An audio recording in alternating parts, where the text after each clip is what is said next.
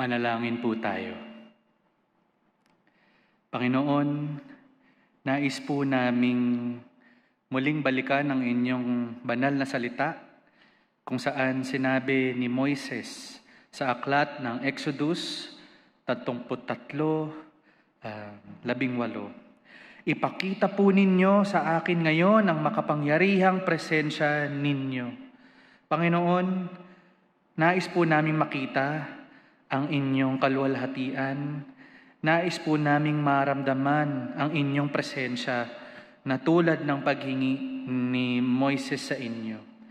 Kaya naman sa aming pang-araw-araw na buhay, sa lahat ng aming ginagawa, pati na rin po ngayon sa aming pagsamba, nais po namin na papurihan ka at nais po namin na kayo ay aming marinig at nais po naming makita ang inyong presensya, hindi lamang po sa hapang ito, pero sa pang-araw-araw po namin ng pamumuhay. Nais po namin itong ipanalangin sa inyo dahil alam po namin, hindi po namin kaya ang buhay namin na mag-isa. Kailangan po namin kayo. At tulad nga ng Missions Month theme, nais po naming mamuhay bilang mga Kristiyano na maging missional. At alam po namin, nagsisimula po ito sa tuwing kami ay taimtim na nakikinig sa inyo. At alam po namin, maraming paraan na kayo ay nangungusap sa amin. Kaya naman sa paraang ito, Panginoon, sa aming pagdarasal, nais din po naming pakinggan ang inyong boses upang kami ay sumunod sa inyo ng tapat at walang pag-aalinlangan. Sa puntong ito, Panginoon, nais din po naming ipanalangin ang mission organization na Bukang Liwayway. Sila po ay partner po namin sa misyon ninyo. Kaya naman, nais po namin na ipanalangin ang aming mga kaibigan sa BL. Lord, may mga community pantry po silang inoorganisa sa Antipolo, sa Calapan, sa Mandaluyong, sa Manila, sa Marilao at Cavite. Nangangailangan po sila ng tulong pinansyal at kaya naman ay hinihiling po namin sa inyo, Lord, kayo nga po ang magpadala ng mga tao na magsusuporta sa magandang gawaing ito ng Bukang Liwayway sa kanilang mga community pantries at naway mas lalo pa pong mapalaganap ang inyong magandang balita sa pamamagitan ng magandang gawaing ginagawa ng Bukang Liwayway. Lalong-lalo na't mga mahihirap ang kanilang tinutulungan, ang kanilang kapwa ng mga pamilya na talagang hirap na dulot nitong pandemya. Kaya naman, Panginoon, nilalapit po namin ang mission organization na partner po namin dito sa GCF, ang Bukang Liwayway. Bukod pa riyan, pinapanalangin din po namin ang aming missionary na si Kuya Gilbert Delin. Panginoon, sa puntong ito ng kanyang buhay bilang isang manggagawa po ninyo, pinapanalangin po namin ang kanyang health dahil siya po ay may acute appendicitis ngayon. Lord, naway ipadala po ninyo ang magagaling na mga doktor at nurses upang maalagaan siya ng mabuti sa ospital at ang kanyang operation ay maging successful at wala pong maging problema sa kanyang recovery. Dahil Lord, alam naman po ninyo na ang sitwasyon ni Kuya Gilbert, siya po ay inyong tapat na manlilingkod at kaya naman ay nais po naming ilapit po ang health ni Kuya Gilbert, lalong-lalo na't sa pagdating ng panahon na maire-release na siya sa ospital, kayo pa rin po ang aming papupurihan dahil kayo ang Diyos na aming lalapitan sa panahon ng sakuna. Nilalapit din po namin ang aming missionary na si Kuya Roel Guevara na nagbigay ng kanyang patotoo kani-kanina lamang. Tunay nga pong kayo ay tapat, hindi lang po sa aming mga pamilya, pero pati na rin sa mga tulad ni Kuya Roel na itinawag niyo po na maglingkod din sa inyo bilang isang missionary. Panginoon, naiba man ang plano ninyo, ang plano niya na lumabas ng bansa upang makapaglingkod sa inyo, pero natuloy pa rin ang plano ninyo na siya ay makapaglingkod dito sa isang local ministry na ibinigay niyo po sa kanya. At sa kasalukuyan, siya po ay naghahanda upang makapunta na dito sa ministry na ito. Kaya ngayon pa lamang, would you bless him, Lord? And would you protect him?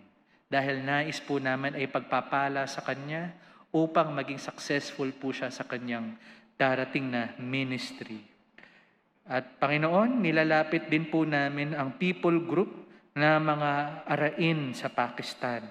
Panginoon, karamihan sa kanila ay mga Muslim at nais po namin bilang mga Kristiyano na inyo pong pagpalain din ang aming mga Muslim na mga kapatid.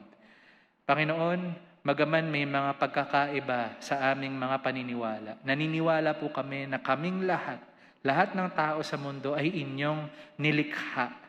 Kaya naman alam po namin na ang pag-ibig na binibigay niyo sa amin bilang mga Kristiyano ay pag-ibig din na inyong alay sa aming mga kaibigang mga Muslim, lalong-lalo na sa Arain, Pakistan. Kaya naman gusto po namin ay makaangat po sila sa kanilang mga problema bilang isang society, lalong-lalo na malakas pa rin po ang caste system sa kanilang bayan, at hinihiling po namin na yung mga mahihirap at ay walang-wala sa kanilang society, lalong-lalo na ang mga arain ay mabigyan ng oportunidad na maiangat ang kanilang antas ng buhay. Pinapanalangin din po namin na mapaganda ang sistema ng edukasyon para sa mga taong ito, at naway sa panalangin ng mga simbahan tulad namin dito sa GCF ay dadating ang panahon na makilala rin po nila ng gusto si Kristo bilang Diyos at kanilang tagapagligtas. Panginoon, alam po namin na kayo ay nakikinig sa mga panalangin ito, at anuman ang inyong kalooban, amin itong susundin. At kaya na may malakas ang aming kumpiyansa, ang aming pananampalataya, dahil kayo po ang aming tapat at mapagmahal na Panginoon. Ito ang aming panalangin sa ngalan ni Jesus. Amen. Bilang pagbasa po sa banal na kasulatan, inaanyayahan ko po kayong lahat na buksan ang ating mga Biblia, o di naman kaya ay i-turn on ang ating mga gadget at buksan ang Bible sa Aklat ng Unang Samuel, Kabanata 3, mula talata 1 hanggang 11. Muli, sa Aklat ng Unang Samuel, Kabanata 3, talata 1 hanggang 11. Bilang paggalang sa banal na kasulatan ng ating Panginoon, inaanyayahan ko po ang lahat na tumayo kung nasan man po kayo ngayon, at sabay-sabay po nating basahin ang kanyang salita. Noong mga panahong naglilingkod si Samuel sa Panginoon sa ilalim ng pangangalaga ni Eli, madalang nang makipag-usap ang Panginoon, at kakaunti na rin ang mga pangitain. Isang gabi, natutulog si Eli sa kanyang kwarto. Hindi na siya gaanong nakakakita. Si Samuel naman ay doon natutulog sa bahay ng Panginoon, kung saan naroon ang kahon ng kasunduan. At habang nakasindi pa ang ilawan ng Diyos, tinawag ng Panginoon si Samuel. Sumagot si Samuel, "Ano po yun?" Tumakbo siya kay Eli at sinabi, "Ano po yun? Bakit niyo po ako tinatawag?" Sumagot si Eli, "Hindi kita tinawag. Bumalik ka na at matulog ulit." Kaya bumalik siya at muling natulog. Muli siyang tinawag ng Panginoon, "Samuel." Bumangon si Samuel, pumunta kay Eli at sinabi, "Ano po yun? Bakit niyo po ako tinawag?" Sumagot si Eli, "Anak, hindi kita tinawag. Bumalik ka na at matulog ulit." Hindi pa nakikilala noon ni Samuel ang Panginoon dahil hindi pa nakikipag-usap sa kanya ang Panginoon. Tinawag ng Panginoon si Samuel sa ikatlong pagkakataon. Bumangon siya at pumunta kay Eli. Ano po yun? Bakit niyo po ako tinawag? At naunawaan ni Eli na ang Panginoon ang tumatawag kay Samuel. Kaya sinabi niya kay Samuel, bumalik ka na uli at matulog. Kung tatawagin ka ulit, sabihin mo, magsalita po kayo, Panginoon, nakikinig ang lingkod nyo. Kaya bumalik si Samuel sa higaan at muling natulog. Lumapit kay Samuel ang Panginoon at gaya ng dati, tinawag siya, Samuel, Samuel. Sumagot si Samuel, magsalita po kayo, Panginoon, sapagkat nakikinig ang lingkod nyo. Sabi ng Panginoon, tandaan mo ito, hindi magtatagal at may gagawin ako sa bayan ng Israel. Pagharian ng matinding takot ang lahat ng makakarinig nito. Purihin ang Panginoon sa pagkakabasa ng kanyang salita, maaari na po kayong magsiupo. Gaya ng aking nabanggit kanina, na ang buwan ng July ay ating Missions Month, kaya nag-invite tayo ng mga iba't ibang guest speakers. Kaya naman ngayong hapong ito, ang ating speaker ay isa sa mga ating sinusuportahan ng mga misyonaryo at miyembro din ng ating simbahang GCF. Siya ang National Director ng Fellowship of Christian Athletes or FCA dito sa Philippines. At miyembro din siya ng God's Grace Growth Group o G4. Personally, nakakasama ko po siya sa ating mga youth camp, mapa high school camp yan or college camp. Siya ay isang mapagmahal na ama ni Ana na 12 years old at tapat na asawa ni Ate Janet sa loob ng 27 years. Ating pong i-welcome sa ating pulpit si Coach Jojo Villa. Magandang hapon po mga kapatiran na mga mananampalataya. Ako po ay nagagalak at nabigyan po ako ng pagkakataon na magbigay ng mensahe dito sa GCF Tagalog Service. Ako po si Jojo Villa, isang misyonaryo nagsisilbi bilang National Director ng Fellowship of Christian Athletes. Ang layunin namin bilang isang missions organization ay makita ang mundo mabago ni Jesucristo through the influence of coaches and athletes. At aming mission is to lead every coach and athlete into a growing relationship with Jesus Christ and His Church. July is Missions Month at binibigyan natin ng pagpupugay at importansya ang mga ginagawa ng mga misyonaryo at ng mga church workers in doing the Great Commission. Isa pong saludo sa inyo. Doon po na nasa assigned from Apari hanggang Hulo at sa mga ibang parte ng buong mundo. Kaya every 9:38 reminds me na nagdadasal kami dahil sa Mateo 9:38, sabi ng Panginoon, kaya dalangin ninyo sa Panginoon na siyang may-ari ng anihin na magpadala siya ng mga tagapag-ani. Let's pray to the Lord of the harvest to send more workers. Ako ay isang basketball coach dati for 20 years. Nung ako pa ay nagko-coach, ako ay natapat sa isang sitwasyon na kailangan kong gumawa ng crucial decision. Lamang ang aming kalaban ng 2 points and 8 seconds to go. Tumawag ako ng timeout. Habang papalapit yung mga players papunta sa akin, nagdadasal ako. Pabulong sinasabi ko sa Panginoon, Lord, ano ang aking dapat gawin? Ang nasa laman ng aking puso is to take a 3-point shot. So pag upo ng mga players ko sa bench, sinabi ko na we are going to win this game with a 3-point shot. Lahat sila nakatingin sa akin. Lahat sila fully focused. Lahat nadidinig ang aking bawat salita.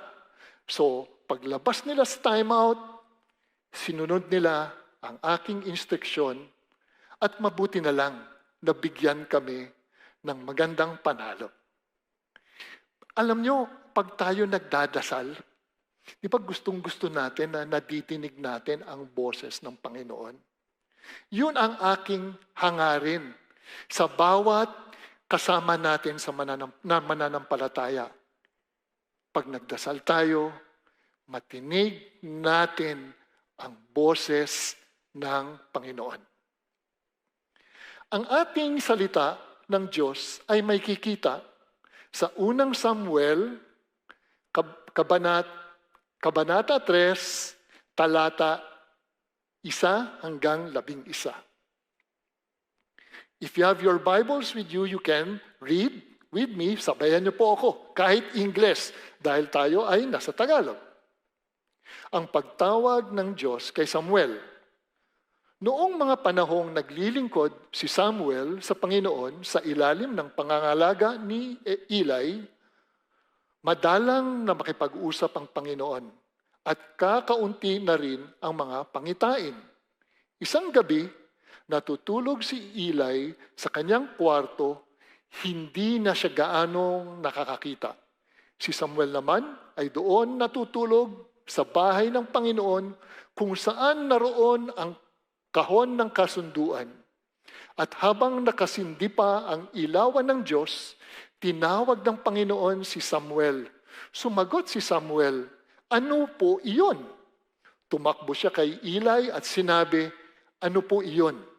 Bakit niyo po ako tinawag?" Sumagot si Eli, "Hindi kita tinawag. Bumalik ka na at matulog ka ulit." Kaya bumalik ulit siya at muling natulog. Muli siyang tinawag ng Panginoon, "Samuel." Bumangon si Samuel, pumunta kay Eli at sinabi, "Ano po iyon? Bakit niyo po ako tinawag?" Sumagot si Eli, "Anak, hindi kita tinawag. Bumalik ka na at matulog ulit." Hindi pa nakikilala noon si Samuel ang Panginoon dahil hindi pa nakikipag-usap sa kanya ang Panginoon. Tinawag ng Panginoon si Samuel sa ikatlong pagkakataon, bumangon siya at pumunta kay Eli. "Ano po iyon? Bakit niyo po ako tinawag?" At naunawaan ni Eli na ang Panginoon ang tumatawag kay Samuel. Kaya sinabi niya kay Samuel, "Bumalik ka ulit at matulog. Kung tatawagin ka ulit, sabihin mo, magsalita po kayo, Panginoon. Nakikinig ang lingkod niyo." Kaya bumalik si Samuel sa higaan at muling natulog. Lumapit kay Samuel ang Panginoon at gaya ng dati, tinawag niya, "Samuel, Samuel." Sumagot si Samuel, "Magsalita po kayo, Panginoon, sapagkat nakikinig ang lingkod niyo." Sinabi ng Panginoon, "Tandaan mo ito, hindi magtatagal at may gagawin ako sa bayan ng Israel. Paghaharian ng matinding takot ang lahat ng makakarinig nito."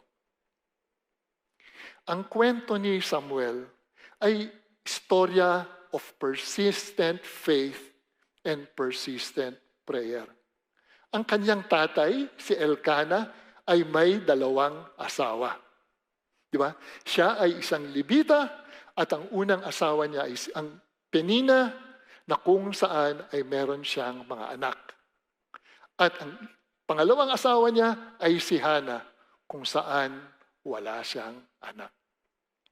Ang ina ni Samuel, si Hannah, nung di pa siya isinisilang, ay laging malungkot, nababahala dahil sa kanyang kakulangan bilang ina na hindi siya makapagbigay ng anak sa kanyang asawa. Alam ninyo, madalas sa Biblia, kapag ang lalaki ay may dalawang asawa, may problema, may gulo, at puno ng intriga ang buhay. May competition or rivalry doon sa dalawang asawa. Siyempre, lamang si Penina dahil siya may mga anak at may ipagyayabang. Ang pakiramdam lagi ni Ana ay di siya kompleto, kaya masamang-masama ang kanyang loob. Pero alam nyo, mahal na mahal ni Elkanah si Hana. Bawat taon, tuwing sila ay aakyat at magsasamba at magbibigay ng sakripisyo doon sa tabernacle, lagi niya at doon sinasama niya ang buong pamilya niya. Pag magbibigay na siya ng mga parte at mga portions, laging doble ang portion ni Hana. At nakikita ni Penina yun. At tuwing nakikita ni Penina yon, lalo siyang naiinggit at lagi niyang kinukutya at lagi niyang inaasar. Siyempre, lalong sumasama ang loob ni Hana. Pero hindi nag-give up si Hana sa kanyang panaginip na siya ay magkaroon ng anak. Sa 1 Samuel 1, verses 9 to 18, nakita siya ni Eli, ang pare na tagapaglingkod sa tabernacle ng Shiloh, at nakita niya ang napakalalim na kalungkutan na dala ni Hana. Sabi ni Hana kay Eli, buong puso kong inubos lahat ng dalamhati at kalungkutan sa pagsamba ko. Nung nakita ni Eli ang sinserong pagdasal ni Hana, sinabihan niya si Hana na, cheer up. May the God of Israel grant the request you have asked of Him. Dahil dito, nagpasalamat si Ana at nakadinig siya ng words of affirmation galing kay Eli. Bumalik ang kanyang sigla at bumalik ang kanyang gana para kumain.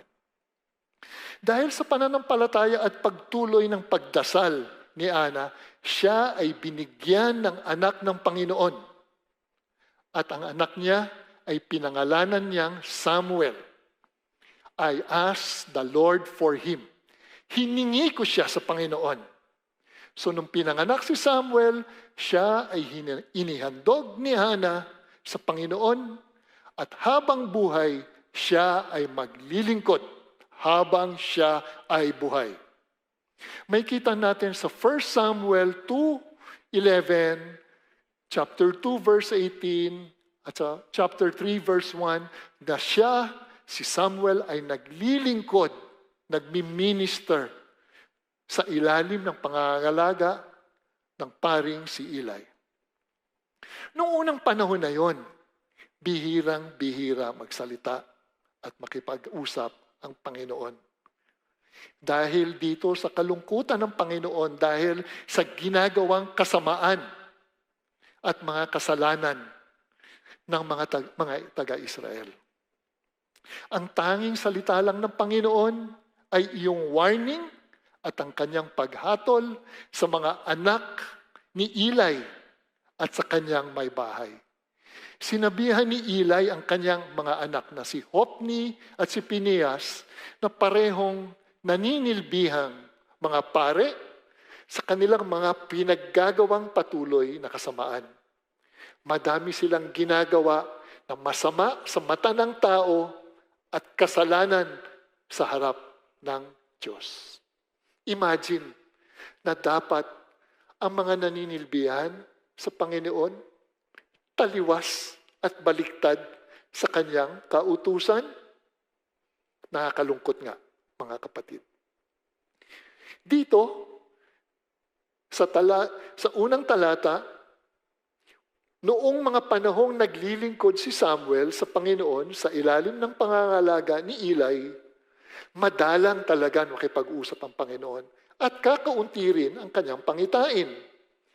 Isang gabi, natutulog si Eli sa kanyang kwarto. Medyo hirap na siya makita at si Samuel naman natutulog doon at bigla na lang nadinig at ang boses na siya ay tinatawag. Ano ang ginagawa niya? Lagi siyang tumatakbo. Lagi siyang nagsprint. Alam niyo mga kaibigan, maririnig natin ang salita ng Diyos sa tuwing tayo ay Kanyang tatawagin. Ulitin ko. Maririnig natin ang salita ng Diyos sa tuwing tayo ay Kanyang tawagin. Si Samuel nakahiga lang, natutulog. At bigla siyang bumangon, bigla siyang nakadinig ng boses, audible voice. Hindi siya guni-guni at hindi siya galing sa kanyang panaginip at bigla siyang bumangon at tumakbo kay Eli. Ang kanyang response is, nandito po ako. Here I am. Alam niyo mga kapatid, hindi lang naman si Eli hindi lang si Samuel ang kinakausap ng Panginoon. Ako, kayo, bawat isa sa atin. Naungusap ang Diyos sa lahat ng tao, bata man o matanda.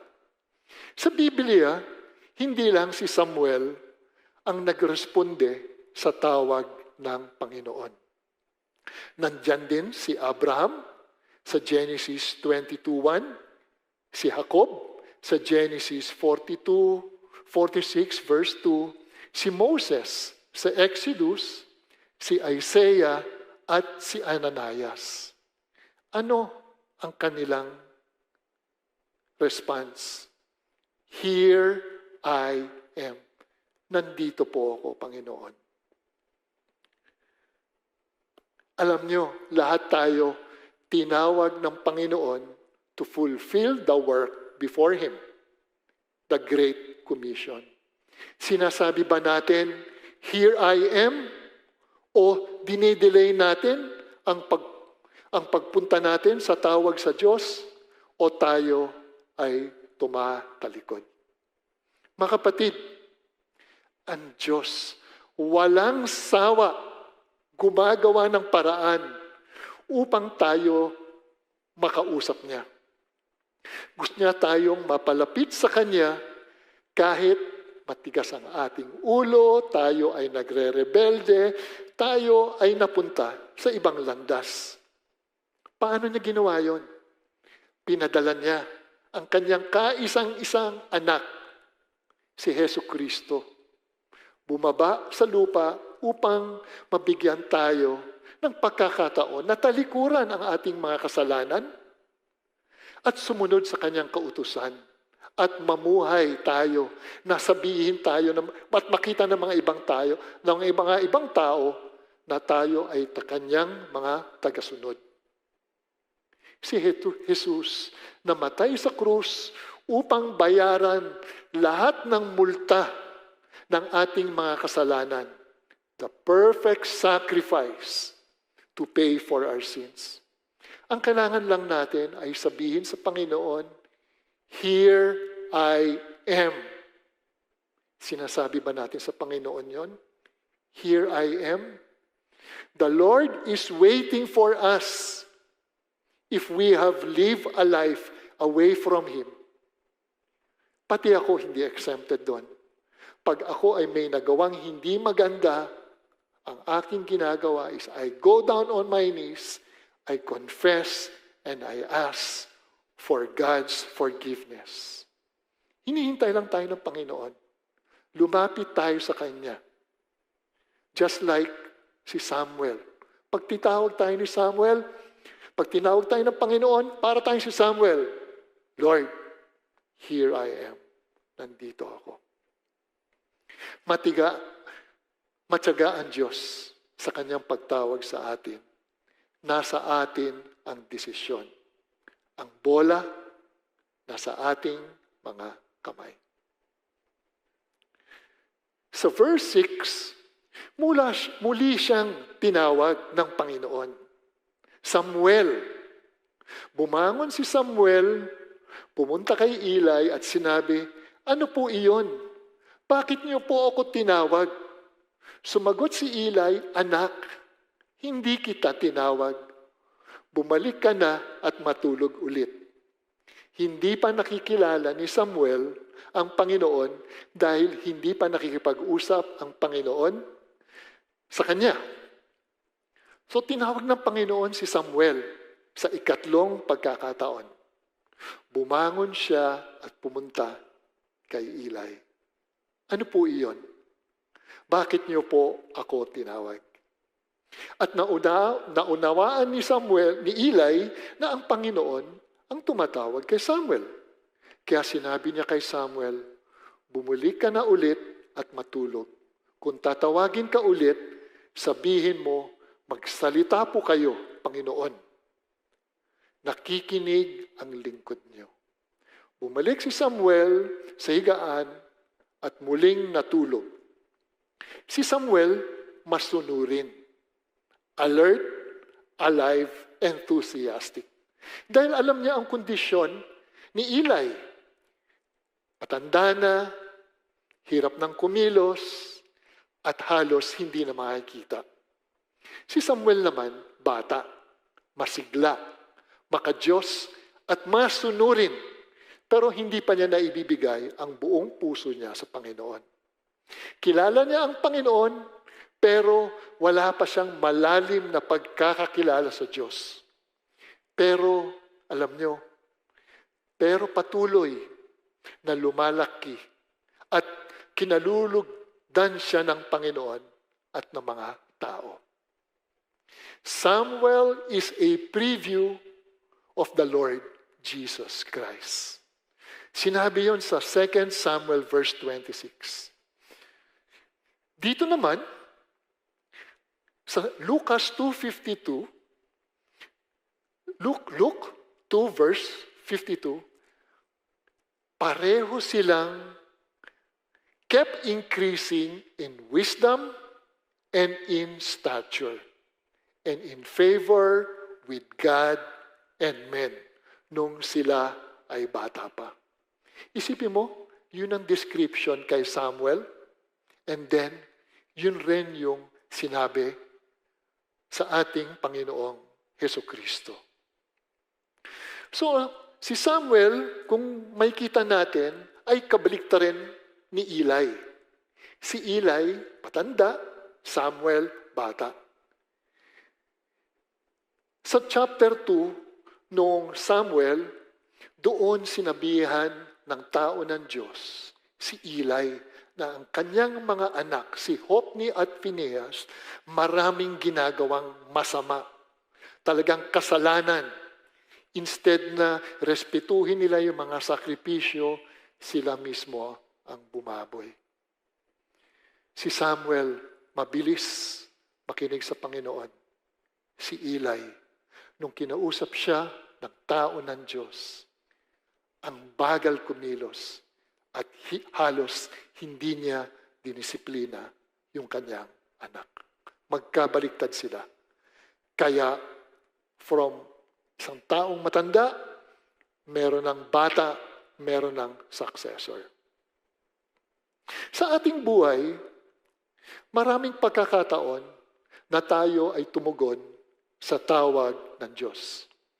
May panahon sa ating buhay na tayo pa ay more on head knowledge dahil bata pa tayo sa Panginoon rather than having a heart knowledge. Di pa bumababa yung ating natutunan at bumaba sa ating mga puso.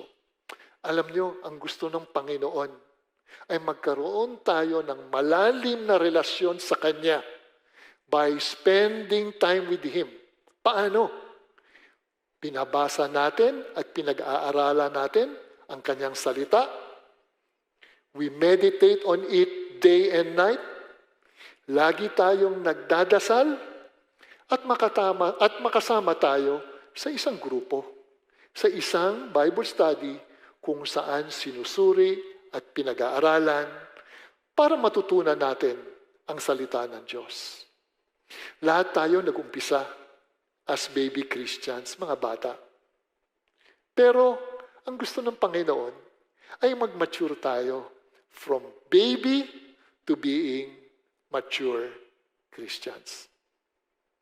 Sa Mark 12, verses 29 to 30, sumagot si Jesus, ito ang pinakamahalagang utos. Pakinggan ninyo, mga taga-Israel. Ang Panginoon na ating Diyos ang natatanging Panginoon. Kaya mahalin mo ang Panginoon mong Diyos ng buong puso, ng buong kaluluwa, ng buong pag-isip, at ng buong lakas. Do we love the Lord? That we seek Him with all that we have. Mahal ba natin siya? Buong puso. Mga kapatid, kailangan nating talasan ang ating pagdinig sa salita ng Diyos kagaya ni Samuel. Nung ako ay tumugon sa tawag ng Panginoon bilang misyonaryo ng Fellowship of Christian Athletes noong 2014, sinarado ng Panginoon ang mga oportunidad na upang ako ay makapag-coach. Lahat ng pintuan, lahat ng bintana, kanyang sinarado upang makita ko na ito ang tanging daan, ang landas na gusto niya, ito ang aking puntahan. To be a coach for His people. Coaching His people than coaching players of certain teams.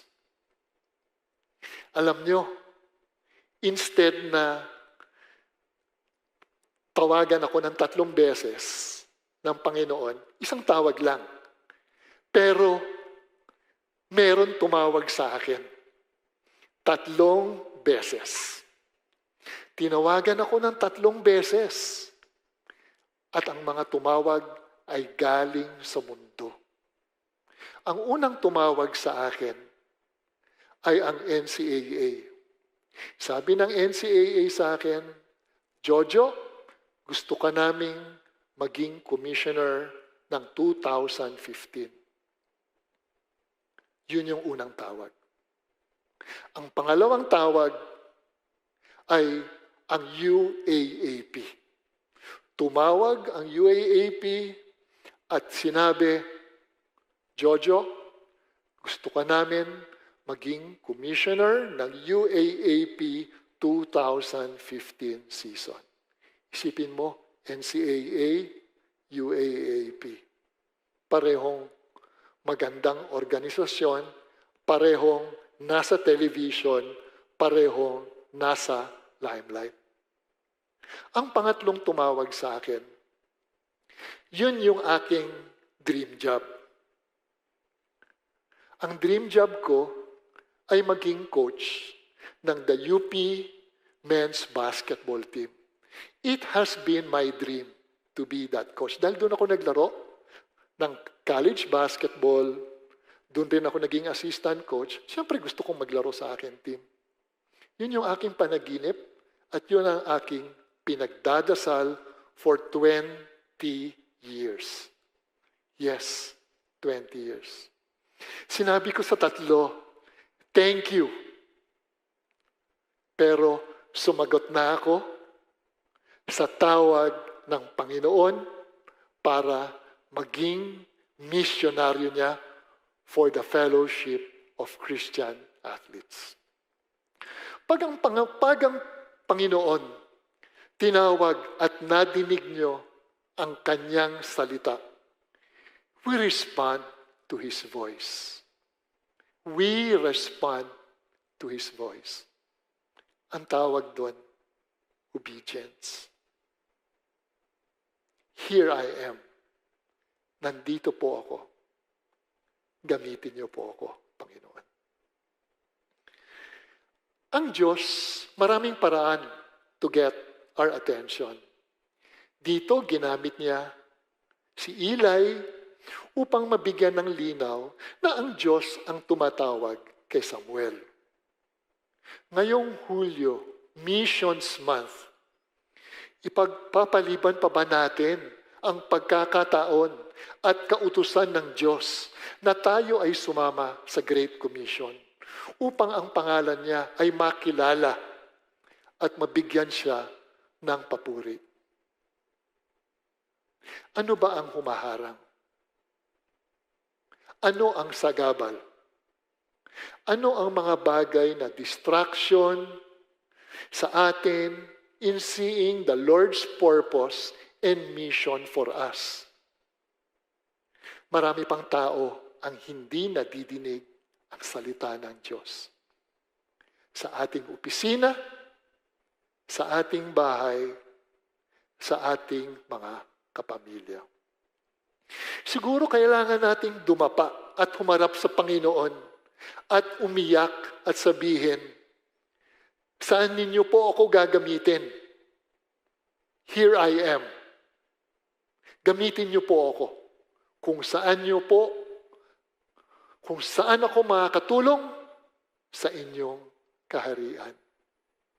Here I am. Use me, Lord. Sa verse 10, lumapit kay Samuel ang Panginoon at gaya ng dati, tinawag siya. Samuel, Samuel.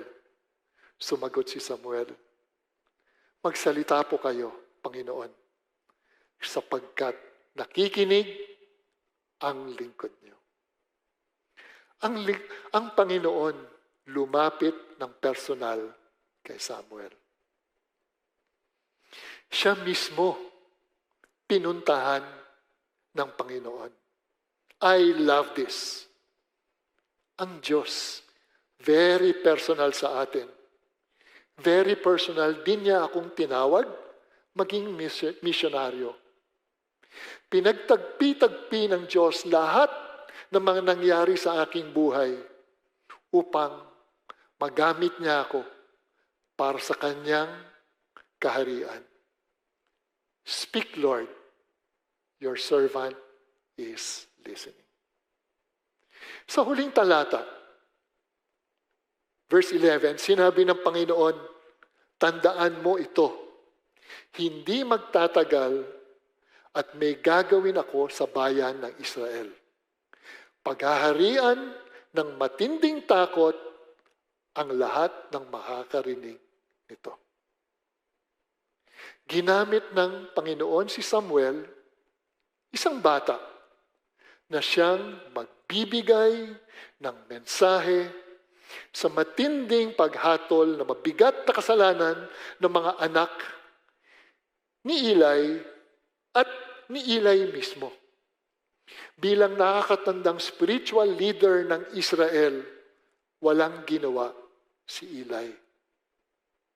Walang ginawa si Eli sa kanyang mga anak at dito bumagsak ang mabigat na hatol ng Panginoon.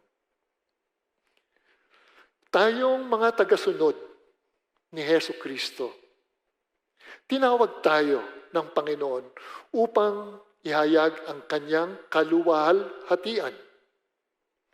Tell them about the goodness of God. Pati din about God's judgment, His mercy, His grace, His love that endures forever.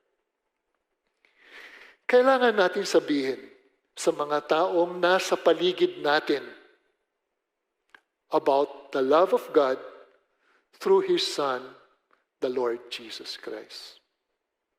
Kung hindi ngayon, kailan pa? Kung hindi ngayon, kailan pa? Ngayon, panahon ng COVID, lahat pwedeng makausap through Zoom. Dati ang hirap hagilapin ng mga tao, pero lahat ngayon reachable. Lahat through the internet, through Zoom. Pwede nating makausap through messenger, through text, through phone call. Sa 2 Chronicles 16:9, 2 Chronicles 16:9, sapagkat nakatingin ang Panginoon sa buong mundo para palakasin ang mga taong matapat sa Kanya. Nakatingin ang Panginoon sa mga taong matapat sa Kanya. Lahat tayo gagamitin ng Panginoon. Siya mismo ang magbibigay ng salita, charged by the power of the Holy Spirit. Kailangan lang natin ay humakbang. We have to step in faith and with faith. Sabihin natin, Panginoon, here I am. Gamitin niyo po ako, Panginoon. Handa akong makinig. Handa akong magpagamit para sa aking kapakanan at para sa inyong kaluwalhatian. Magpagamit tayo sa Panginoon before it's too late. Use me, Lord. Here I am. Tayo po ay magdasal. Panginoon, thank you po sa inyong salita na lahat po ay inyong kinakausap at lahat po ay inyong tinatawag. Panginoon, bigyan mo po kami ng lakas, ng loob, para sabihin po namin sa inyo, nandito po ako sa inyo, Panginoon, ang inyong lingkod. We pray all of this in Jesus' mighty name.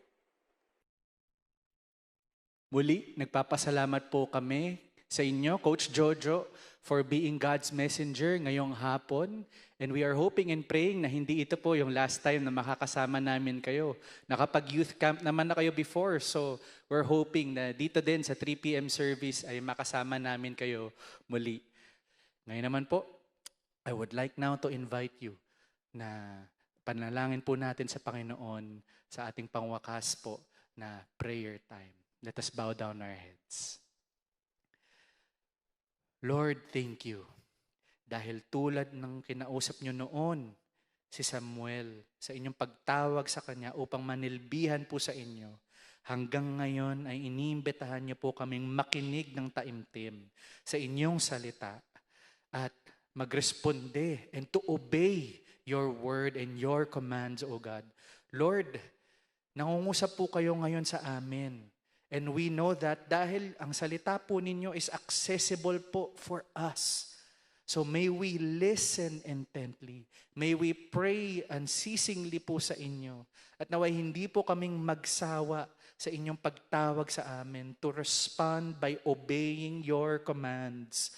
Even when sobrang hirap po niyang i-apply, even when it's really tough to obey you, even when it's very difficult sometimes to hear you clearly, Lord, tulungan niyo po kami to be persistent and to say that we are here. Lord, naririto po kami. At ipadala niyo po kami at gamitin niyo po kami sa anumang paraan ng inyong ninanais po para sa aming lahat. Hindi lang sa aming individual na mga buhay, pero bilang isang iglesia, bilang isang church, you are calling us, Lord, and it's very clear in your word. So, Lord, would you help us respond as we listen well to you? For this we pray. In Jesus' name, amen and amen. God bless po. See you next Sunday.